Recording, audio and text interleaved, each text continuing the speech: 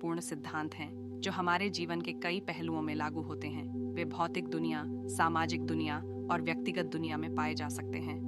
भौतिक दुनिया में स्थिरता और संतुलन किसी वस्तु या प्रणाली की क्षमता को संदर्भित करता है कि वह असंतुलन के बावजूद अपने वर्तमान स्थिति को बनाए रखे। यह गुरुत्वाकर्षण, बल और गति के नियमों द्वारा नियंत्रित होता है। उदाहरण के लिए, एक पेड़ का तना स्थिर होता है क्योंकि यह गुरुत्वाकर्षण के बल को संतुलित करने के लिए पर्याप्त मजबूत होता है। सामाजिक दुनिया में स्थिरता और संतुलन किसी समाज या समुदाय की क्षमता को संदर्भित करता है कि वह अस्थिरता के बावजूद अपनी वर्तमान स्थिति को बनाए रखे। यह सामाजिक नियमों, मूल्यों और विश्वासों द्वारा नियंत्रित होता है। उदाहरण के लिए, एक लोकतंत्र स्थिर होता है क्योंकि इसमें ऐसे नियम और संस्थान होते हैं जो लोगों के अधिकारों और स्वतंत्रता की रक्षा करते हैं। व्यक्तिगत दुनिया में स्थिरता और संतुलन किसी व्यक्ति की क्षमता को संदर्भित करता है कि वह तनाव और बदलाव के बावजूद अपने वर्तमान स्थिति को बनाए रखे। यह व्यक्तिगत मूल्यों, विश्वासों और दृष्टिकोणों द्वारा नियंत्रित होता है। उदाहरण के लिए, एक व्यक्ति जो अपने लक्ष्यों के प्रति प्रतिबद्ध है वह स्थिर होता है क्योंकि वह कठिनाइयों के बावजूद आगे बढ़ने के लिए प्रेरित होता है। स्थिरता और संतुलन प्राप्त करने के लिए हमें अपने जीवन में संतुलन और सामंजस्य लाने के लिए काम करना चाहिए।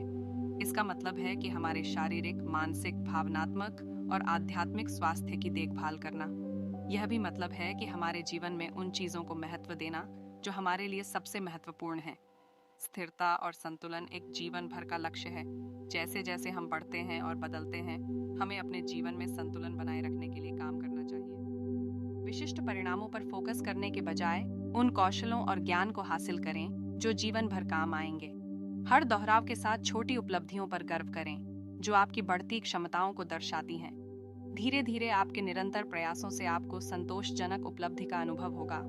8वां पड़ाव, वास्तविक दुनिया में बदलाव दिखाएं। आत्म सुधार और व्यक्तिगत विकास पर काफी समय और प्रयास लगाने के बाद वास्तविक दुनिया में ठोस परिणाम दिखाना जरूरी है।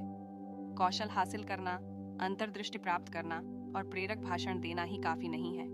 स्थायी बदलाव के लिए जरूरी है कि स्पष्ट परिणाम दिखाए जाएं जिन्हें आसानी से देखा जा सके। जब आप कोई बदलाव लाते हैं तो यह सोचें कि इससे और किसे फायदा होगा। क्या आपका विकास लोगों और समुदायों के लिए मूल्य ला रहा है? आप नए कौशल विकसित करके जरूरतमंद लोगों की जिंदगी बेहतर बना सकते हैं। विकास को समाज के लक्ष्यों के साथ जोड़ें ताकि व्यक्तिगत विस्तार और समुदाय की जरूरतें एक साथ मिलें। हम सब आपस में जुड़े हुए हैं, हमारे भाग्य आपस में जुड़े हुए हैं। आज एक आत्मविश्वासपूर्ण कदम उठाएं और गर्व से कहें, मैं अब पहले वाला नहीं हूँ। अपने विकास का प्रमाण दिखाएं और बताएं कि कैसे इन सुधारों को मापा जा सकता है और वे वास्तविक दुनिया में कैसे सार्थक प्रभाव डाल रहे हैं। अपने संदेश को स्पष्ट और आसानी से समझने योग्य बनाएं। जैसे जैसे आप अपनी नई संभावनाओं को उजागर करते हैं, वैसे वैसे पुराने बंधन टूटते जाएंगे और दूसरे लोग भी पूछेंगे, उसने यह कैसे हासिल किया और मैं भी कैसे इस बदलाव का हिस्सा बन सकता हूँ। आशा को पनपने दें और अपने क्रांति के आगमन का स्वागत करें। याद रखने योग्य बातें, मौन साधना एक जीवन भर चलने वाली यात्रा है। इसमें निरंतर अभ्यास और धैर्य की आवश्यकता होती है। रास्ते में निराशा और बाधाएं आएंगी। हार न माने, दृढ़ रहें और अभ्यास करते रहें। हर किसी के लिए कोई एक तरीका नहीं है। अपनी प्रकृति और रुचि के अनुसार उपयुक्त तरीका चुनें और उसका अभ्यास करें।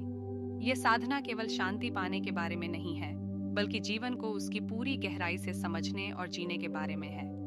आप आध्यात्मिक गुरु से मार्गदर्शन ले सकते हैं, ध्यान और योग का अभ्यास कर सकते हैं, आचार्य प्रशांत के प्रवचनों और लेखों का अध्ययन कर सकते हैं। आज के लिए बस इतना ही। सब्सक्राइब और शेयर करना न भूलें। अपने सुझाव कमेंट में ज़रूर दें। धन्यवाद। आशा है कि आपको आज की बातें पसंद आई होंगी। अगली बार फिर मिलेंगे। तब तक सुरक्षित रहें और स्वस्थ रहें। नमस्ते।